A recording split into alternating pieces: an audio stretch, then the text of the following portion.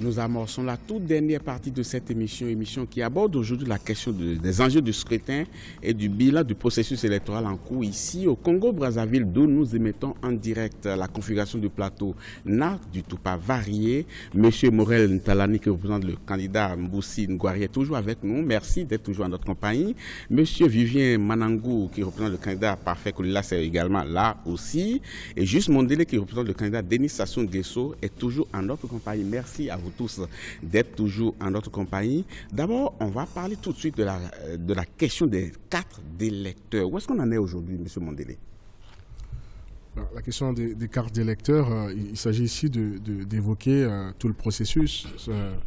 Je vous disais que ici que le processus électoral avait été composé de trois parties, de trois segments.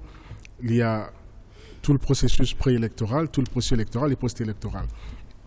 On a suivi, moi j'ai suivi aussi dans certains quartiers, les maires d'arrondissement procéder donc à la distribution des cartes d'électeurs. Ça veut dire que certains ont déjà reçu leurs cartes d'électeurs.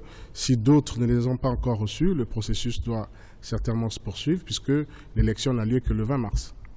Donc on a encore le temps. Donc ceux qui sont inquiets, suivez mon regard.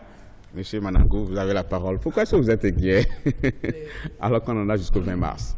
Oui, parce que je ne suis pas aussi optimiste que M. Mondele, mais aussi parce que, contrairement à ce que vient d'évoquer M. Mondele, les cartes qui sont distribuées sont les cartes qui sont distribuées à ceux qui étaient déjà sur les listes électorales. C'est-à-dire que les personnes qui étaient déjà sur les listes électorales reçoivent leurs cartes. Ça peut s'expliquer rationnellement puisqu'ils étaient déjà là, donc on commence à établir les cartes de ceux-là. La difficulté, c'est pour ceux qui sont allés se faire enrôler tout récemment. Et je répète qu'il ne s'agit pas que des électeurs de Guy Brice Parfait Kolila. Il y a des électeurs de tous les Congolais, les électeurs de tous les candidats dans cette affaire-là. Ces personnes n'ont pas encore reçu leur carte. C'est vérifiable. N'ont pas encore reçu leur carte. En même temps, il y a des cartes qui se baladent à Kinshasa. Je répète parce que tout le monde l'a suivi. TV Molière a bondi des cartes. Donc, cette affaire-là... Mais il va falloir qu'il soit un peu plus précis sur cette question-là, précisément. Les cartes ont été brandies à Kinshasa. Comment? Sous un plateau de télévision? Et qui les a brandies? Je vous parle de TV Molière. Il s'agit d'une télé de frères congolais d'en face, qui plutôt une télé d'investigation, qui a sorti des cartes d'électeurs. Et quel est le discours qu'il y avait derrière? L'idée, c'était de dire qu'il y aurait des citoyens étrangers qui viendraient prendre part au vote. Moi, je suis pas ici pour dire que cela est avéré. Hein. Je ne dis pas ça. Par contre, ça a été brandi. Donc je pense que les autorités qui ont le pouvoir, justement l'administration, devrait regarder de plus près quelle est cette affaire-là. Est-ce qu'il s'agit simplement d'une rumeur ou d'un mauvais jeu, d'un jeu de mauvais goût, ou est-ce qu'il y a quelque chose derrière? Voilà, donc je pense que ces genres de situations sont de nature à crisper, à inquiéter. Et ce n'est pas bien, justement, pour la paix. Monsieur Ntalani, vous avez eu vent de cette affaire?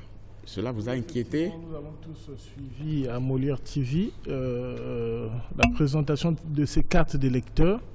Nous pensons que cela est l'œuvre des Congolais de mauvaise foi qui pensent, en faisant ce genre d'actes, ils peuvent compromettre la bonne tenue des élections. Mais pour quel intérêt? Ça, je ne saurais le dire. En ce qui concerne la distribution des cartes d'électeurs, moi, la mienne, je l'ai déjà reçue. C'est pour autant dire que le processus sûrement est en train de se suivre et soyons confiants que ceux qui n'ont pas encore reçu leur carte d'électeur, comme il y a une équipe qui travaille là-dessus, ils seront en possession de leur carte d'électeur. Mais vous étiez déjà sur les listes ou pas? Ou c'est la première fois? Ça, c'est la révision. J'avais été révisé puisque j'ai changé d'adresse. Vous avez déjà été révisé? Oui. Bon, donc vous étiez déjà sur une liste. Toujours est-il que sur plusieurs points, quand on récapitule de tout ce dont on a parlé ici sur ce plateau, on a parlé du bulletin unique, qui est une réalité, c'est une avancée majeure. On a parlé du fichier électoral, du nouveau fichier électoral qui a été révisé ou bien qui est en train d'être révisé. On a parlé de cartes d'électeurs où il y a eu des avancées majeures. Peut-être on n'a pas obtenu de biométrie. On aurait voulu. Mais qu'est-ce qui a empêché la biométrie, M. Mondele? Oui, alors, à CBT, effectivement, parmi les conclusions de CBT, il y a la biométrie. Mais vous savez, la biométrie, c'est un processus. Je pense que j'ai là sur le plateau le représentant du candidat, le ministre Guy Parfait Kolila, qui était ministre de la fonction publique. Il avait été acté par le gouvernement s'entend d'enregistrer de façon biométrique tous les fonctionnaires. je pense qu'il a bien vu la difficulté. Ce n'est pas des choses qui se font du jour au lendemain. C'est un processus. On a vu la difficulté au niveau de la fonction publique. Je pense que sur les 80 000 fonctionnaires, on a dû avoir peut-être 1000 enregistrés. Je ne dis pas que ça a été mal fait, pas du tout. Je ne fais pas le procès. C'est simplement pour dire que c'est un processus. La biométrie est actée. Comme on avait acté le bulletin unique à CBT, voyez-vous, il y avait beaucoup de procès d'intention sur CBT, mais on constate aujourd'hui que les avancées sont là parce que l'homme qui a initié cette réforme est un homme de paix, est un homme qui veut que la démocratie soit bien ancrée dans ce pays. C'est le candidat Denis Sassou Nguesso. Mais justement, M. Manangou, sur le plan de l'établissement de la biométrie, est-ce que vous avez senti une mauvaise volonté? Ou bien on pourrait le faire et on ne l'a pas fait? Enfin, l'idée, c'est pas de faire, encore une fois, des procès d'intention. On avait promis le bulletin unique, ils l'ont fait. Bon, quand il y a des bonnes choses, il faut le souligner. Je pense qu'à partir du moment où on avait pensé à l'anticipation de l'élection, on avait enterré la biométrie. Parce qu'il faut dire qu'elle ne pouvait pas se faire dans les délais impartis. Donc, l'anticipation de l'élection avait tué la biométrie. Mais nous espérons, puisqu'il y aura d'autres élections qui viendront derrière, ce n'est pas la dernière, que la biométrie pourra venir à ce moment-là. Ne faisons pas de procès d'intention sur ce point précis au gouvernement.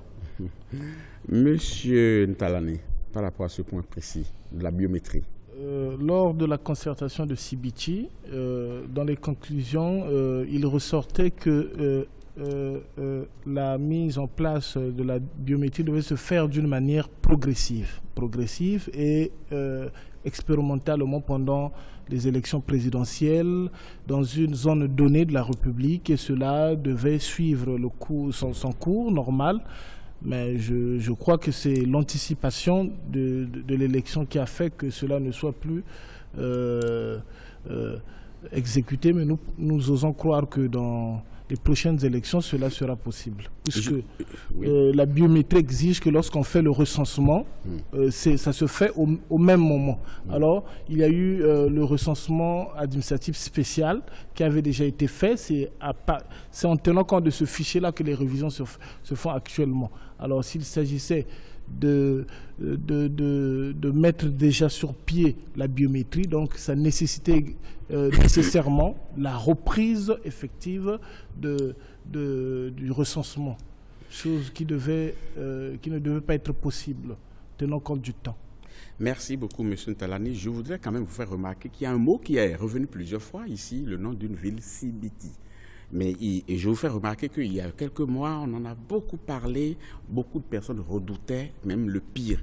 Mais à l'arrivée, j'ai comme l'impression que cela fait quand même avancer les choses sérieusement dans le pays, non? Est-ce que, étant donné qu'il y a eu plus de peur que de mal, est-ce qu'on n'a pas eu tort de douter ou même de boycotter, M. Manangou? Je ne sais pas pourquoi c'est à moi que vous posez cette question. Écoutez, vous remarquerez aussi que je n'ai pas évoqué CBT. J'ai pas dit, c'est la première fois que j'utilise le mot de CBT. Je ne l'ai pas évoqué depuis que je suis arrivé. Peut-être que si vous ne l'avez pas utilisé, d'autres l'ont utilisé. Hein, donc vous remarquerez que je n'ai pas utilisé CBT. Oui. Pourquoi vous ne l'avez pas utilisé justement CBT? Oui. Parce que pour moi, ce n'est pas un repère. Ah bon? Ce n'est pas un repère, non. Je vais vous dire, honnêtement, pour moi, ce n'est pas un repère. Il y a des choses positives, il y avait des choses négatives. La première chose négative, à mon sens, c'était dans l'esprit de cette rencontre. On savait sur quoi elle devait découler. Et on n'avait pas tort, puisqu'on a vu sur quoi elle a découlé. Pour ce selon vous, ça a découlé sur quoi? À la candidature du président de la République. C'était l'objectif de CBT. Et les choses qu'on a citées, le bulletin unique et autres. Monsieur Botan, je vais vous dire quelque chose de très très simple. Oui, je vous en prie. C'est un rappel. Les choses que vous évoquez, que nous évoquons, avaient déjà été évoquées à Dolisie. On n'avait pas besoin de CBT pour le bulletin unique, pour la biométrie, pour les révisions des listes. C'était évoqué à Dolisie. On n'avait pas besoin de CBT pour ça. Si c'était que ça, on se contentait de Dolisie. Donc, c'est ce que je dis. Permettez de recueillir quand même le point de vue de M. Mondélé sur ce point précis, je vous en prie, par rapport à la le problème, c'est que chaque fois qu'on fait des réformes, vous avez toujours une catégorie d'hommes politiques qui boycottent, il faut le dire, mais après qui tirent profit en réalité des résultats. Il y a eu Brazzaville, il y a eu Evo, il y a eu Dolisie. à chaque fois qu'il y a eu les élections de ce pays, les élections locales, les élections législatives, ces compétitions ont été précédées par des concertations, boycottées par ailleurs, mais qui produisent des élus, même de l'opposition. Donc, je pense que CBT est un repère important, puisqu'il y a eu un dialogue alternatif à Diatta, et lorsqu'on voit les résultats, on recoupe les résultats des deux, de CBT et du dialogue alternatif de Diatta, on se rend bien compte que les conclusions sur la gouvernance électorale sont les mêmes, en fait. Sont les mêmes. Et c'est sous la base de ces conclusions que le gouvernement de la République organise aujourd'hui ces élections présidentielles qui marquent, et j'insiste là-dessus, qui marquent l'entrée, qui marquent un processus en ce qui concerne donc la nouvelle République. Mais est-ce que vous pensez qu'on aurait pu faire économie de CBT en se contentant des résolutions qui avaient été amorcées et prises à Dolisie? CBT devait déjà être une évaluation de Dolisie. Ce qui n'a pas été le cas. Ça a été le cas, parce que avant Dolisie, il y a eu Evo. Evo avait posé des nouveaux paradigmes en ce qui concerne l'organisation des élections. Les élections locales ont eu lieu. Nous sommes allés à Dolisie. Sur la base de Dolisie, on a organisé les élections législatives. Déjà, certains à Dolisie réclamaient même le bulletin unique pour l'élection législative. Et Dolisie disait, c'est trop tôt, ça va être difficile à mettre en place, plutôt pour les présidentielles. Alors, donc il fallait, CBT était déjà nécessaire. D'ailleurs, CBT n'a pas débouché à une élection quelconque ou à une candidature quelconque. CBT a simplement fait avancer le processus, améliorer la gouvernance électorale. Donc, nous sommes heureux de constater que le dialogue alternatif de Diatta a plus ou moins eu les mêmes conclusions en ce qui concerne en tout cas la gouvernance électorale que CBT. Et c'est fort des conclusions de CBT qu'aujourd'hui nous organisons les élections. La biométrie est un processus. Et je ne pense pas que si les élections avaient eu lieu en juillet, on aurait pu mettre en place la biométrie. C'est très optimiste. Ceci dit, c'est un processus et le processus débouchera certainement à quelque chose de positif demain. Monsieur Ntalani, est-ce que ceux qui ont été absents ont mal fait? Est-ce qu'ils ont eu tort d'être absents? Non, moi je pense que le péché mignon de la démocratie, c'est ça également. Accepter d'aller où n'est pas aller. Quant à la convention des partis de l'opposition républicaine, nous sommes allés à CBT parce que nous avons pensé que c'était nécessaire d'y aller et nous avons revendiqué un certain nombre de choses, notamment sur la gouvernance électorale. Au sortir de CBT, nous avons fait une conférence de presse pour dire qu'au sortir de CBT, c'est l'opposition qui était sortie victorieuse, tout simplement parce que nous avons bataillé fort pour obtenir la gouvernance électorale, notamment la révision, le bulletin unique, nous l'avons obtenu. Aujourd'hui, les autres membres de l'opposition qui nous ont rejoints dans la bataille peuvent aujourd'hui bénéficier de... Il y en a sur ce plateau mon frère est là, il est avec moi à l'opposition. Aujourd'hui, tout le monde peut jouir, effectivement, En tout cas, en posant la question, je n'avais pas voulu invectiver quelqu'un, M. Manangou. C'est une véritable comédie, tout ça. Je rappelle, il faut toujours se référer à l'histoire, même récente. Je rappelle qu'avant CBT, le chef de l'État avait organisé des consultations républicaines. Et que lors des consultations républicaines, Guy Brice Parfait-Kolela, dont j'ai l'honneur de porter la parole sur votre plateau, était présent. Et qu'il avait déjà, à cette occasion, dit au chef de l'État ce qu'il pensait, que ce soit sur le processus électoral ou sur la gouvernance démocratique. On était besoin, à son sens, d'aller, quelques semaines plus tard, à CBT, redire les mêmes choses. Pour ce qui est des avantages que nous tirerions du dialogue de CBT, je rappelle simplement, à moins que vous l'ayez oublié, que nous sommes tous des Congolais, et lorsque l'on adopte une loi, elle bénéficie à tout le monde.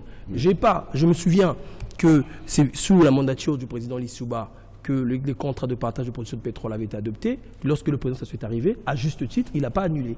Voilà, c'est la politique, c'est comme ça. Quand un État prend des mesures, elle s'applique à tout le monde, même à ceux qui étaient absents lors de ce rendez-vous. Il n'y a pas de péché là-dessus. Il n'y a pas de regret du tout. Non, on n'a aucun regret. Pas de problème. Aucun regret. Aucun, bien au contraire. C'était à recommencer. Si c'était à recommencer dans les mêmes conditions, nous n'irions pas. Mais toutes les fois où les gens s'asseyent autour d'une table pour pouvoir quand même discuter des affaires du pays, est-ce qu'il y a du mal à cela? Mais non, non, d'autant plus que si vous prenez le préambule de la Constitution de 2002 qui a été abrogé, il y a tout un volet sur le dialogue comme principe cardinal de gouvernance qui avait été choisi à la suite de la guerre, des guerres fratricides que notre pays avait connues. Donc la question, lorsqu'on s'assoit sur la table, moi je suis en face de mon aîné, je suis content en plus on vient tous les deux de Pointe-Noire, donc je suis content d'être en face de lui. C'est bien de se parler, c'est très important de se parler, mais il faut tout se dire. Il faut tout se dire, même les choses qui fâchent. Parce que c'est lorsqu'on se dit les choses. Ce n'est pas le cas. C'est pas toujours le cas. C'est pas toujours le cas. À Sibiti, par exemple, c'était pas le cas. Les non-dits, c'est quoi? Attendez, rectificatif. Moi, je pense que ce ne sont que ceux qui ont été à Sibiti qui peuvent aujourd'hui redéfinir l'ambiance qu'il a régné au niveau de Sibiti. Il y a eu un moment où, quand on ne s'accordait pas, où nous avons même pris la résolution de sortir de la salle. C'est pourtant dit que nous avons corps et âme revendiqué un certain nombre de choses que nous avons aujourd'hui le plaisir. Je n'y étais pas, donc vous êtes mieux placé que moi pour parler. Moi je parle du rapport issu, les conclusions issues du dialogue de Sibiti. Les conclusions issues du dialogue de Sibiti. Je dis ceci, qu'il y a eu des non-dits. Principal non-dit, c'était la possibilité d'un troisième mandat, d'une troisième candidature. Et vous remarquerez qu'on acte l'évolution des institutions. Est-ce que évoluer veut dire changer? Je ne refais pas sur ce débat. C'est pour vous dire tout de suite, le non-dit, il est là. Et j'avais souligné par ailleurs que lorsque c'était flou, il y avait un loup. Monsieur Mondélé, est-ce qu'on avait évoqué au cours de cette assise de Sibiti, est-ce qu'on avait évoqué la possibilité d'un troisième mandat? Mais pas du tout. Je veux dire, c'est dommage. Le problème du boycott, c'est ça. Lorsqu'on est absent, ma foi, vous voyez le spectacle, quand on est absent et on devine ce qui s'est passé, c'est toujours difficile. Je pense que vous aurez pu venir aussi à Sibiti et dire tout simplement ce que vous pensiez, comme l'ont fait d'autres. Il y a eu d'autres... Il y a des candidats aujourd'hui à ces élections présidentielles qui étaient bien présents à Sibiti. Sibiti a eu deux thématiques. La gouvernance électorale et l'évolution ou non des institutions de la République. Pourquoi? Parce qu'il y a eu un débat qui avait pris corps dans le pays. M. Manoungou a souligné ici qu'il y a eu des consultations, que le chef d'État a été à l'écoute, a écouté toutes les composantes de la société. Bon, je suis simplement étonné que ce qui est dans la confidentialité de ce qui a pu se dire entre le chef de l'État et les personnes qu'il a reçues, qui ressort aujourd'hui que... J'ai fait aucune révélation. Simplement, merci pour la confidence. Je voulais dire que c'était un processus. Le président a écouté, il y avait un débat qui commençait à prendre corps dans le pays, qui commençait, il faut le dire, il faut le souligner, à diviser les Congolais. À diviser les Congolais. Et le président a pensé qu'il fallait que les Congolais se parlent entre eux. D'où la convocation de Sibiti. Mais il n'a jamais été question de parler d'une candidature quelconque du président Denis Sassou Nguesso. On a évoqué la question de la gouvernance électorale. Nous en sommes fiers aujourd'hui que ça profite à tous. C'était d'ailleurs de toute façon le but. Et aujourd'hui, la Constitution, la question a été tranchée par les Congolais et la Constitution a été adoptée.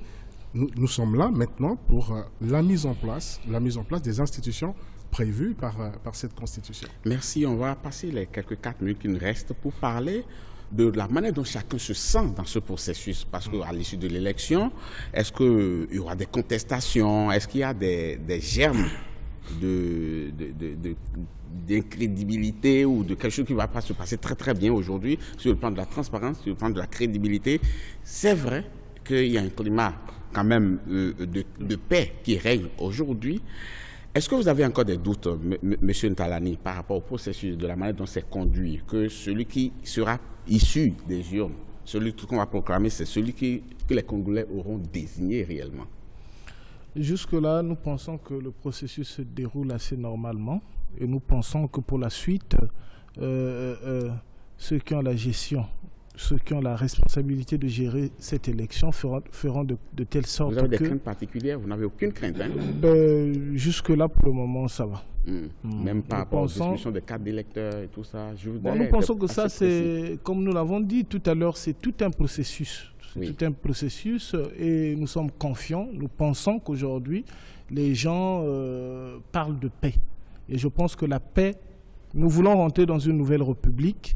Il faut montrer à la place du monde que nous voulons réellement changer les choses. En changeant les textes, que nous avons changé de modalités, de mentalité, nous avons changé la manière de faire. Je crois que les gens ont pris conscience et que cette élection sera gérée de telle sorte que les résultats qui sortiront de ces élections soient des résultats qui ne seront pas contestés par les uns ou les autres. Donc nous pensons que cette élection sera peut-être une élection apaisée, nous le souhaitons fermement. Monsieur Manangou, quand on a passé beaucoup de temps quand même à s'asseoir avec ce qu'on peut appeler les adversaires, quand on a eu autant de dialogues et quand ces dialogues ont accouché quand même d'un processus avec la modification, l'adoption de bulletins uniques, la retouche du fichier électoral, est-ce que on peut encore se permettre d'avoir des doutes pour la suite? J'ai salué le bulletin de vote unique. J'ai salué l'initiative des révisions. Le doute, ce n'est pas nous qui inventons le doute. Ce n'est pas nous qui distillons ce doute dans la société. J'ai parlé de TV Molière, quand on voit des cartes et des lecteurs à Kinshasa. Ça peut être de l'intox aussi. Ça peut être de l'intox. N'empêche que ça peut conduire au doute. Je veux vous dire, les procurations, la question des procurations, une vraie question. Aujourd'hui, on apprend qu'il y a des milliers de procurations qui sont signées dans les états civils. Mais une procuration en droit pour être signée implique la présence physique de la personne qui veut faire la procuration. Ce sont des éléments, on n'évoque pas, mais ce sont des éléments vrais qui se passent aujourd'hui. Le vote. Attendez. Non, mais monsieur Botam, je n'accuse personne. Les procurations, ça peut être n'importe qui. Oui. C'est pas spécialement le candidat. Vous avez des doutes par rapport à cela, bien sûr. Parce que peut-être ça peut être des choses justifiées. Hein. Vous savez, nous sommes des Congolais. Le milieu de procuration au Congo, enfin bon. Bon, monsieur Botam, nous sommes des Congolais. Bon, très bien. Même les téléspectateurs qui ne sont pas Congolais aussi, il faut comprendre quand même. Oui, vous savez. Par ailleurs, nous souhaitions, par exemple, que les militaires ne votent pas dans les casernes. Nous souhaitons que les militaires viennent voter dans les lieux de vote de droit commun. L'élection se déroulant un dimanche, personne n'est retenu dans une caserne quelconque, ils peuvent très bien faire le déplacement pour aller voter dans les lieux de vote de droit commun. Donc, même dans les casernes, le vote, il est secret, non? Monsieur Botam, je pose des hypothèses qui sont susceptibles de conduire au doute. Or, comme nous sommes tous attachés à la paix, du président de la République sortant, qui est le garant de la paix encore, jusqu'au mois au 20 mars, nous émettons ces hypothèses-là et nous demandons que le gouvernement, que la CENI, qui a la responsabilité de cette affaire-là, puisse regarder. Par ailleurs, pour ce qui est, vous avez parlé des contestations, des éventuelles contestations, Guy Brice Parfait-Kolela s'inscrit totalement dans le respect de la légalité. C'est-à-dire, si nous constatons qu'il y a eu des irrégularités quelconques, nous n'irons pas chercher querelle à qui que ce soit. Il y a un recours évident qui existe, c'est la Cour constitutionnelle. La Cour constitutionnelle a démontré, et il faut saluer, je suis constitutionnaliste par ailleurs, il faut saluer la décision de la Cour constitutionnelle sur la validation des candidatures. Elle a démontré qu'elle pouvait faire preuve d'impartialité. Bon, elle l'a fait. Donc nous, au nom de Guy Brice Parfait-Kolela, si nous constatons des irrégularités, nous irons devant la Cour constitutionnelle, parce qu'il va être président et donc il respecte les lois. Merci beaucoup. Monsieur Mondélé, à vous de conclure cette émission et de nous dire comment est-ce que vous sentez le processus engagé. Est-ce que vous avez des craintes parfois? Oui, j'ai des craintes concernant les injonctions extérieures quand même, parce que, vous voyez, on a évoqué ici une chaîne étrangère, et pendant le référendum, on a eu aussi d'autres chaînes étrangères qui, malheureusement, ont oublié que des élections en Afrique souvent débouchent des tragédies pour des populations.